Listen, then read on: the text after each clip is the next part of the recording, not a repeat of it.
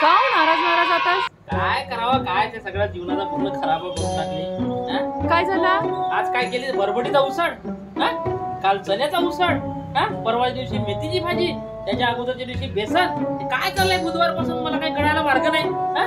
अहो, मागच्या बुधवारी आषाढी एकादशी होती, रविवारी गुरुपौर्णिमा होती, आता परत बुधवारी चतुर्थी आहे, शुक्रवारचा माझा उपवास असतो, म्हणजे आता डायरेक्ट रविवारीच. तुमच्या डोळ्यांनी बघा आता कॅलेंडर.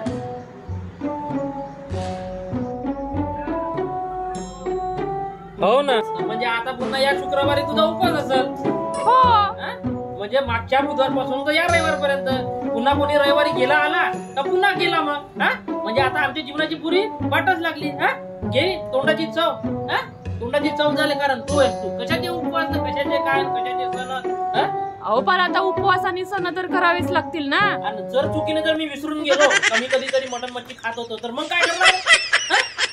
अहो पण ह्याच्यात विसरायचं काय आहे? जर कोणाची चवच चालली गेली, जसे बेसन चणा उसळ जर राहिला, माझी चव चालली गेली, त्या जबाबदार कोण राहील मग? अहो पण ते पण अन्नच आहे ना. आणि माझ्या याच्यावर त्या बिचाऱ्याची दुकानं सुरू आहेत, ते 8-15 दिवस झाले बिचारे गोरगरीब लोक धंदा करून नाही राहिले, मटण मच्छी खाऊन नाही राहिले, त्यांच्या पोटाचा कोण विचार करा? तुमच्या एकट्याने कोणता फरक पडतो? माझ्या एकट्यानं तुझ्या 17 मैत्रिणी तुझ्या सांगे, आणि त्या अशा करून राहिल्या. 17 लोक आज उपाशी आहेत माझ्यासारखे, 15 दिवस झाले.